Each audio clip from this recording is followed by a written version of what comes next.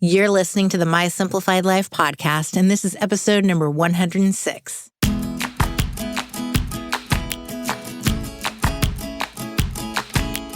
Welcome to the My Simplified Life podcast, a place where you will learn that your past and even your present don't define your future. Regardless of what stage of life you're in, I want you to feel inspired and encouraged to pursue your dreams, simplify your life, and start taking action today. I'm your host, Michelle Glogovac, and I'm excited to share my stories and life lessons with you while taking you on my own journey. This is My Simplified Life.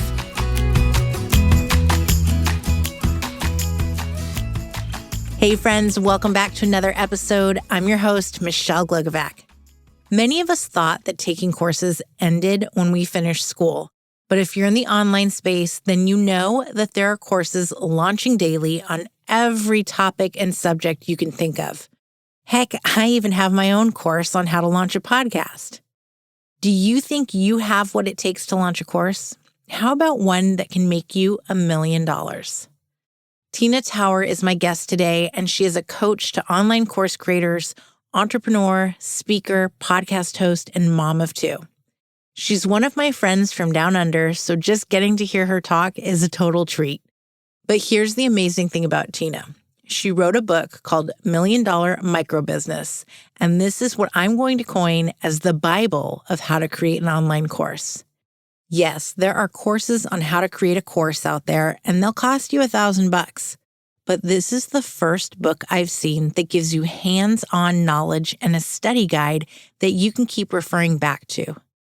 Tina is sharing with us how to decide what your course should be on, who course creation is not for, and how to make it simple and affordable for you and your students. Let's get course creating. Hi, Tina. Hello, Michelle. Thanks for having me. Thank you for joining me. It's morning for you, right? It is nice and early in the morning. And I'm almost wrapping up my day here. Yeah. So can you share with everybody a bit about who you are, since obviously we're not in the same time zone? Yeah, sure. So I'm Tina. Hi, friends. I have been in business basically my whole adult life. I started my first business when I was 20, and I ran a retail toy store. I ran tutoring centers. And then through tutoring centers, I started writing curriculum. So by training, I am a primary school teacher. And so that's the thread that's kind of led throughout my whole life is this whole education teaching aspect. And I started licensing my curriculum. Then I went to franchising, and I built quite a large franchise company and then sold that back in 2016, and then didn't know what I was going to do with my life. So I started coaching and consulting to help other people build their businesses. And it was supposed to be just while I kind of found what I wanted to do, like that next big business. And so I kind of tripped and fell into this wonderful world of online courses. And oh my gosh, did I fall hard in love. And so I've been running courses now only for 3 years, so not a super long time, but we traveled around the world for a year with our family back before the pandemic ruined everything, and it was a beautiful way to be able to test out that location freedom and if this thing can really work and how we were going to do that and build that. And I still remember my first ever course launch, and it made $11,000 in a week, which I know is not massive numbers, but to me I was going, with how hard in a traditional business I had worked for $11,000. This was groundbreaking. I was like, oh my gosh, this is going to be— I think 11,000 is really good, because if you compare that to a corporate job, you're really not bringing that home in a month. Yeah. Yeah. Even if you're making six figures, that's not what you're bringing home net in a month. Yeah, I'm talking when people talk about online courses and they throw around ginormous numbers like a 6-figure launch and a 7-figure launch, $11,000 isn't much compared to that. But it was the hook that showed me what was going to be possible with it. And so I've kind of been building on that. I now help primarily women who are on Kajabi, which is the software program that we house our courses on, to build the business behind the online courses and their personal brand, and have just written a book about it also. Let's talk about the book. Yeah. Yeah. We have to talk about the book, Your Million Dollar Micro Business, How to Turn Your Expertise into a Digital Online Course. And friends, I read the whole thing, and it is your guidebook. It is what you would go to school to get in order to launch a course. It's got everything. Oh, thank you. That's so beautiful to hear. Yeah, it was, one of the main reasons that I wanted to, well, first of all, I love books. Books are Me too. Yeah, it blows my mind still to go, when I was building my business in the early days, you couldn't afford coaching and programs and different things. But the IP that you can get from someone for $20 in a book is incredible. Like the best minds in the world, and you can get everything wrapped up in this beautiful little package. And so I really wanted to contribute to that. But I also wanted it. There's a lot of books, you read and a bit fluffy in going, they leave you feeling really good, but you're still left going, okay, but how do I actually do the thing? And so I really wanted to try and do a book that was really inspirational. And I've got success stories in there from people that have done really great things, and my own story in there. But I wanted you to start and finish actually knowing, okay, this is how I can do it, and I can actually launch a program. And it truly tells you A to Z. I've launched a course now. I did it in collaboration with someone else. And so she knew really what she was doing. And I was kind of like fumbling around, okay, I'll do it. And then she was like, no, we make this easy. And it ended up being very easy. I wish I had your book prior to. If I didn't have her next to me, launching the course, because it seems so overwhelming. You're like, where do I start? And I don't know how to do this. And, you get that whole mindset. You're overthinking everything, and you truly break it down into, no, it's really simple.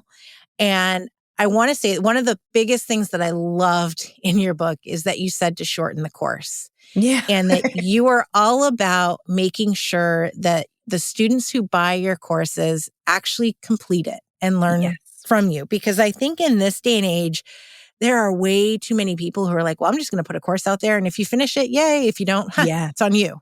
We have course completion rates are like 3%. Really, really low. And this is, I do hear that a lot in going, it doesn't matter if they do it, they just have to buy it. And that is not a good business strategy for the long game. We want people to finish it. And I think those are the people that keep pushing courses out. Yeah. But if your people don't get results, it's a short burn. You see people come into the industry and they kind of flash in the pan. They build up really well because they're great Instagram marketers or whatever it is. And they're there for kind of a year or two and then disappear, because if people aren't getting really great results, there's only so long that's going to last. So how long is a good course? Or, what's a proper length? Yeah. So, there's no proper length.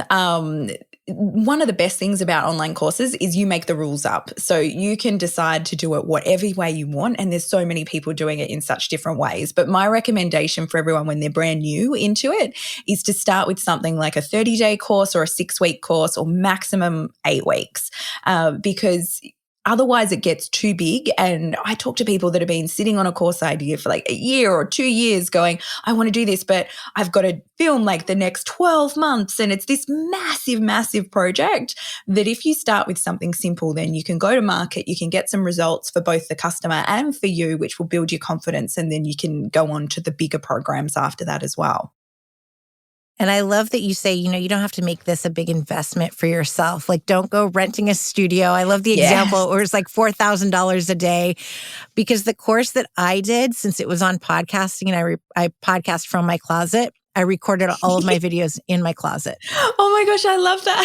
Surrounded by my clothes, my bathrobe, my shoes. It's all in the videos. Yeah. And what's interesting is what I find with our clients a lot too is the ones that are super, super polished aren't as engaging as the ones that are like crappy sound, crappy video. Yes, doesn't work. You need to have some level, like keep it professional, but also you don't have to go like that whole studio quality, read from a teleprompter, perfect lighting sort of thing. Like one of my ones that I get the most feedback on is the first course that I made, we filmed in Thailand while we were traveling.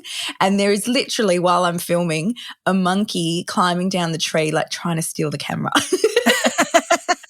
And I decided not to edit it out because I was like, that's really quite, like, you're not going to see that on many videos. Yes. It's entertaining. So yeah, you can like be yourself. One of the biggest keys to success in online education space is by being you. Like, there are competitors for everything. Like, take yours, for example, in your course on how to do podcasting. Like, there's tons of courses on that. But what's going to set you apart is you, and how endearing and real it is to be recording in your closet. And so I love that you embraced that, because that is what makes it special. And my only trick was that I had like different shirts lined up. And so I changed my shirt every few videos, put my hair up, put my hair down. So you don't know that I did them, all within a 2-day span. Yeah. I mean, some of the, like, I wear the same thing in a lot of my videos to go, like, this is my uniform for this program. It just makes it easier. Oh, I like that idea. Oh, that's smart. Okay, for the next time I do a course, then I won't even worry about changing my outfit. No, just makes it easy. Yeah. However you can make it easy for yourself is always going to be a good thing. You coined a term that stood out to me. As soon as I saw it, I went, oh, that's so good. Edutainment. Yeah. Share about that, please, because I loved it. I'm like, oh, yes. Yes. So that was way back in my tutoring days. Was, we used to have children come in. So what we specialized in was kids that kind of got around that prep to middle school kind of area and were really struggling with learning to read. And so they would come in at 6, 7, 8 years old, and their confidence was beaten down, and they would be there just going, like, the negative self-talk, like, I'm stupid, I can't do this, everyone's smarter than me. Like, it's just heartbreaking when you're sitting there with that. And because they're not loving schoolwork, if you go about it in a really kind of clinical, teachery manner, it's not going to work. And so what I used to train our tutors in was, education, but also entertainment. And this is where we started saying edutainment, was if we're starting to make it fun. And before we hit play, you and I were talking about our mutual love for the Wiggles. Yes. But that is like entertainment. Kids will watch that because it's really engaging. And so we used to introduce lots of different things that would provide that entertainment value at the same time. And it's no different with adults. Like, we can think we'll change very much, but if it's not entertaining, then people are going to tune out. And that is, for some people, it comes naturally. There's a bit more showmanship with that. But for others, you've got to really channel, how can I make this engaging and entertaining so that people keep watching, because that is one of the keys to that course completion, which will then give you those beautiful testimonials, give them those results that you promised them, and then it will go on to bigger and bigger things. I love it. It was something that really stood out to me, and it's so clever. I loved it. It's cute, yeah. Yeah. Let's talk about, say somebody's listening, they are newer to the online space and they want to do a course, because I think that in the online space, it's like, oh, a course is the next big thing. Like, that's what we got to have, or, I got to start a podcast. And there's all these things that we think we need to do. What would you tell someone they should start thinking about first when they want to launch an online course? Say, they just started, so they don't have a huge email list. They're like, there's no way I'm going to make $1 million off of my course. How do I even start, or should I even start? Yeah. Great questions. Yes, I can talk about this for the rest of the day. Excellent. Go. So I think, I think one of the hardest parts is that it's hard at the start. When you're starting from zero, there's no getting around it. It is simple, but it is not easy. And sometimes I think too often, especially if you look at, the gurus on Instagram, it can appear like it is really easy. And then when you get into it and it's hard, you feel like you're doing something wrong.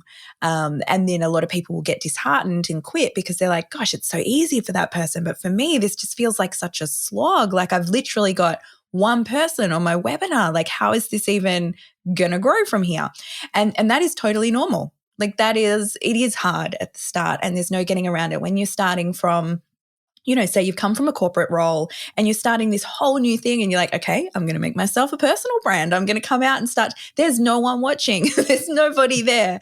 And the internet is such a busy, noisy place that it's not build it and they will come. You've got to go out and get them, and you've got to start putting massive effort into building that list. And I think when you're first beginning social media, I mean, what we have access to in our pocket is like insane. For anyone who has been in business for longer than 10 years, like their mind is blown by how much easier it is tapping into social media. But again, it's effort. It's doing a lot of live videos so that you can connect with people. It's spending time, being social on social media as well. So that is where I would start. And the first thing I would do is build a really great lead magnet so that you can start building that list, because the list is one of the most clear determinants to the success of your course launches.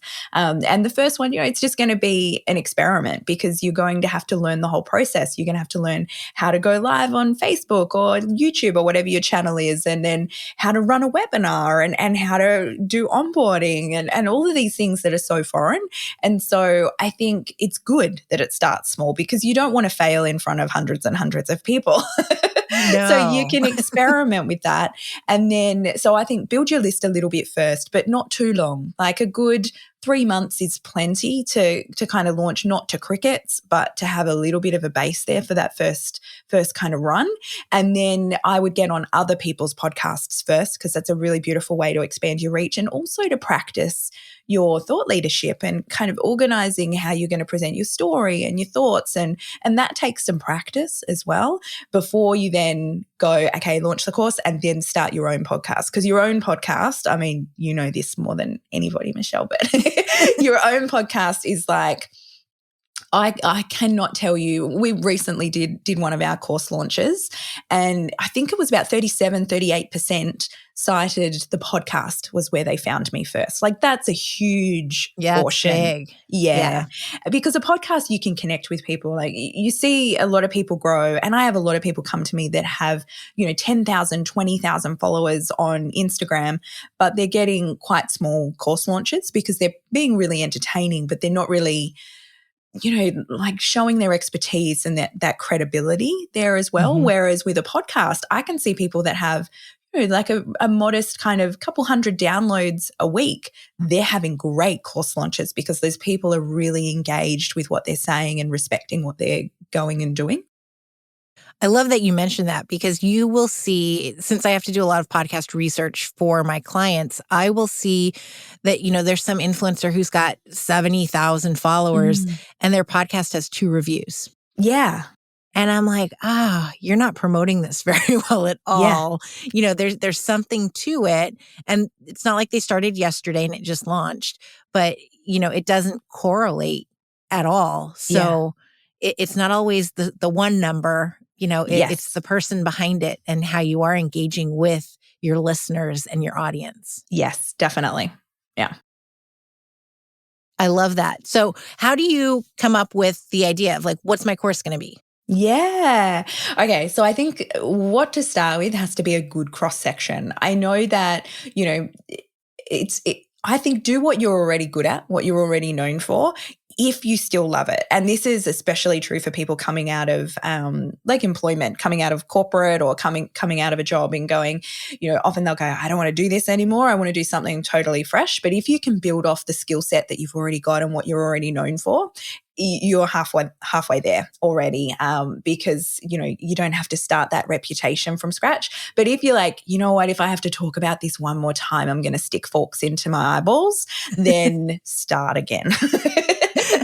Because don't waste time. No, just start from scratch. Better to start now than in a couple of years' time. But you do have to be really passionate about it and love it, because I do think that as time goes on as well, people's bullshit meter is high. Like if you're just trying to sell something but you don't really believe in it, people will smell that a mile away, and you need to be able to talk about it again and again and again and again and again and answer people's questions and do that without any loss of enthusiasm. And so you have to really intrinsically love what you do and believe in what you do as well. So I think, what is good, what you really are passionate about. And then the third one is what people will pay for, because there are some things that are harder than others. There's some things that are really easy to sell, and there's some courses that I see from people going, you know what, it's going to be a slog. It's going to be a really hard one. But then there's also, surprisingly,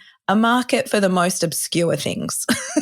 Like was it the eyelash or eyebrow one? Yeah, like how to do your brows. Like what even is that? Or there's the lady who hit $1 million teaching other florists how to build a flower arch. Like really something simple and so niche, but there is a lot of people that want to know how to add that into their florist business. So yeah, there's some things that you'll think of, and this comes back to what you were asking before about like how big the course should be and to simplify it. So if I use that florist one as an example, she could have ran a course, like her temptation, she's an awesome florist, could have been on how to run a great florist business. And, she could have put everything in there by getting inventory and how to merchandise it and how to price it and do all of that. But because she picked just how to build a flower arch, it went so much better than the whole big kahuna course because it was so specific. And specificity wins often in both when you're doing lead magnets, when you're promoting a webinar, and when you're doing programs as well, because people are searching for the solution for that exact thing. I love that because you're making light bulbs pop off in my own head. You touched on payment. So when we think about how much a course is going to go for, and I'll give you my own example of myself. So I was going to do this podcasting course on my own, and I was going to price it for $97 because I thought, oh, it's not too bad. And, maybe after a while I might bump it to $250. And when I collaborated with this other woman who is an influencer, she's got many more, followers and email subscribers than I do. She's like, oh, it's $1,000. And I went, are you kidding me? Oh yeah, it's $1,000. And so I made a ton of money. Yeah. Luckily she was behind it too. Yeah. But, I didn't go in with that mindset of like $1,000. Yes, I know it's worth $1,000. I know that, the years it's taken me to gain this knowledge is worth someone paying $1,000 for it at their fingertips. But, how do you price your course and, do it with confidence? Yeah, it is. Look, it's one of the trickiest parts. It's probably one of the most common questions that I get asked because it's not like, when I ran a retail store, you'd buy something for $2 and you'd sell it for $4. Like it's a really simple equation. But with online programs, there's no like a 4-week course costs this, a 6-week course costs this. Like it's really taking into consideration, it's a values exchange. So where a lot of people come into courses because they're trying to get from one-on-one consulting to one-to-many. And so in that kind of case, people are they're so used to exchanging that time for money. They know how much time it will cost to be able to deliver that. And so when I talk to people, they're going, well, it's 6 hours worth of content, so I charge this per hour. Like that actually doesn't matter anymore. It's completely money for value. So people are looking at it going, a course is simply a transformation promise. It's going, I want to get from A to B, and you're the person that can get me from A to B, and it's worth this much to me.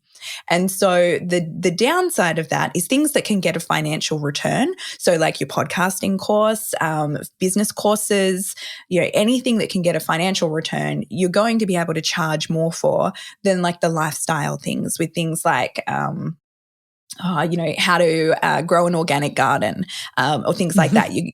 Super valuable, but those courses are usually going to be around the $297. They're usually not more than $1,000 because people aren't getting a financial return. Whereas which is still really big, $300 to $1,000 to learn how to make an organic garden. That seems like a lot to me. Well, I did a program and it was $5.99 for my organic garden, and I loved that because they were the best ones that I could find. They taught me like when to harvest my broccoli and when to pick my tomatoes and do all of that, and I loved it because I was looking on YouTube and it was all very scattered and I couldn't find the kind of linear continuity, and so I wanted a really paced out, like self-explanatory course that I could play on my iPad while I was in the garden and pick the right things, and that was worth it to me. And their course is actually huge. So, it's looking at that sort of thing and going, what is that values proposition, but also positioning too. So for a membership, for example, so if I've got a membership called Her Empire Builder, which is for women who are course creators. So it's very niche. They're using Kajabi. They're building on personal brand. So it's not for everyone. But the positioning of it, it's $1,500 a month. And that is an expensive membership. It's not the top end, but it's a significant investment.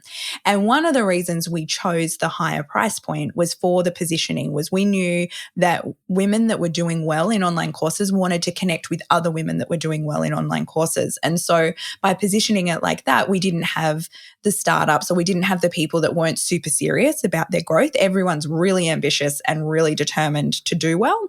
And so positioning can be a thing too. And then it's a volumes game. So I've got a friend of mine, Leonie Dawson, who all her courses are $97. Now she could charge $1,000, $2,000 for them. They're amazing value-packed courses, but she likes to play the volume game. So she runs small Facebook ads to them. Well, she used to. Now she just does email advertising, but she runs them, and she's making about $1.5 million a year through $97 courses, because she knows it's That's a no-brainer. amazing. Yeah. And so she does a lot through Google, because people will look for that specific thing and see it and go, $97. Like there's no thought involved. They'll just grab it and then it will go on. And then people usually get so floored by how much value she puts in her $97 course that they go and grab their other courses as well. So there's a lot of different strategies that you can use. But when it comes to pricing, I think choose what game you want to play. So choose like that low price, high volume game, or choose the more premium products that have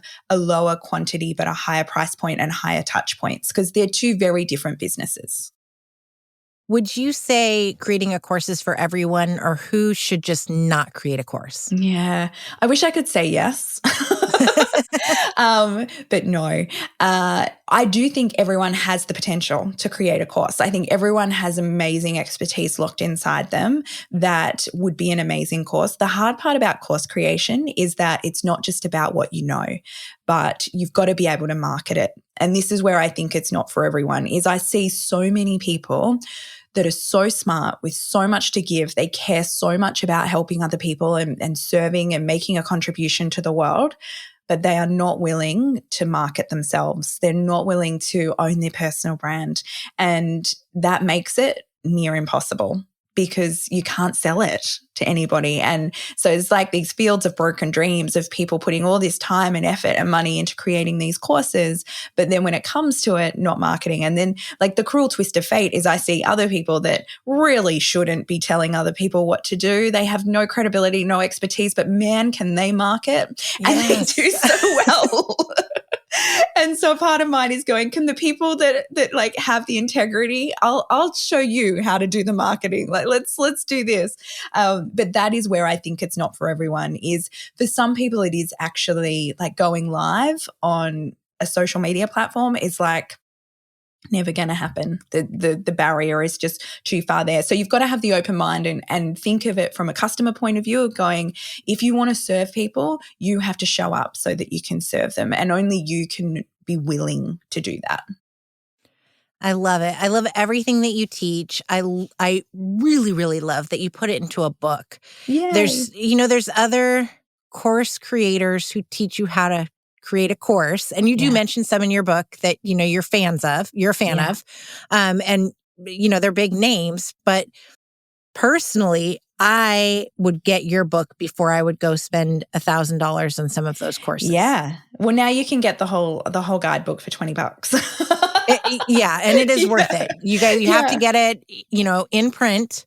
I did the ebook, so I read through, for the interview, but I'm like, I would go back and write notes, take notes. Yeah. Did you get all the digital resources as well? Did you see those in the ebook? So if anyone gets it, if you go to $1 Million Micro Business, there's a whole lot, because a lot of it is like pricing and putting your course outline together. There's all downloads that you can get as well. Yes. And then you've got the guides and stuff within, you know, take a moment and think about this, write this list down. Yeah. Yes, that was all in there. It's absolutely phenomenal. Yay. I can't tell you how much I appreciate that you put such valuable knowledge into an actual book that people can afford. Thank you. Well, I appreciate you. Get it out here to the US more. Well, this is it. And this is what I'm like, thank you, Michelle, because we've been out for 3 months, the book, and it's been on the bestseller list in Australia ever since it came out, which I'm super stoked about. But I'm a nobody in the US. I'm we business are going to famous. make you a somebody because you are somebody. Don't say that. Well, like nobody knows who I am in America. So it hit like number 52 on Amazon the day it came out, and then just tanked really fast. And I'm like, you know what? It needs to grab grassroots so that more people can tell other people about it and share it. So I really appreciate you, taking a punt on an unknown Australian in the US. Thank you. Oh, no, you're a fellow business chick, so you are not unknown. Can you tell everyone where to find you, please? Yeah, so Instagram is where I'm most active, which is Tina Tower, or you can find my website, tinatower.com. But if you're looking at getting started in course creation, just go to milliondollarmicrobusiness.com and grab all the freebies, because that will give you the best start. Thank you so much. Thanks, Michelle. I really hope Tina got your wheels spinning, because she certainly got mine going, and maybe a course or two will be coming your way from me in the next year. Let's stop overthinking things like creating a course. I think it's high time that many of us, myself included, recognize the value and knowledge we can bring to others and why we're the best people to put that out into the world. This is your reminder that you can do it. You can create that course. You can teach others what you know. You are the expert. It doesn't have to be complicated or extremely time-consuming. It just has to be authentically you. Let's go teach the world what we know and make some money while doing it. Until next week, my friends, you are an expert. You have something to share, and you deserve to make money while sharing it.